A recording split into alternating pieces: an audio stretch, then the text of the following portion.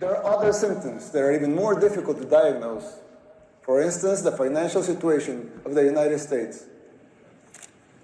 When I talk to my conservative friends right here, they always tell me that the problem is high taxes.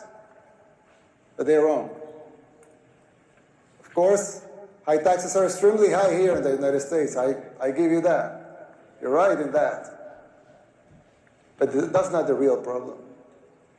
The real problem is not the high taxes themselves, but the fact that they are not even really funding the government. Not even those high taxes, higher than a lot of places in the world, not even those taxes are really funding the government. So who's financing the government? Government is financed by treasury bonds, paper. And who buys the treasury bonds? Mostly the Fed. And how does the Fed buy them? By printing money.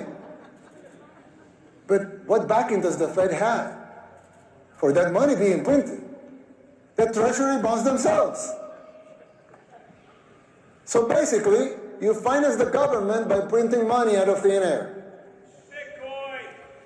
Someone could ask, well, so if the government can print the limited amounts of money out of thin air, why did they collect taxes?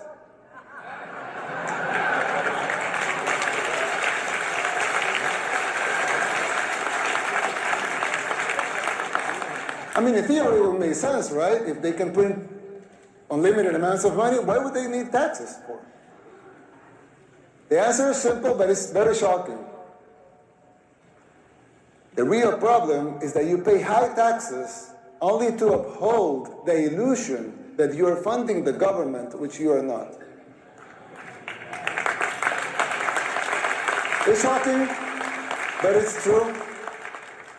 The government is funded by money printing, paper backed with paper, a bubble that will inevitably burst. The situation is even worse than it seems, because if most Americans and the rest of the world were to become aware of this farce, confidence in your currency would be lost, the dollar will fall, and the Western civilization with it.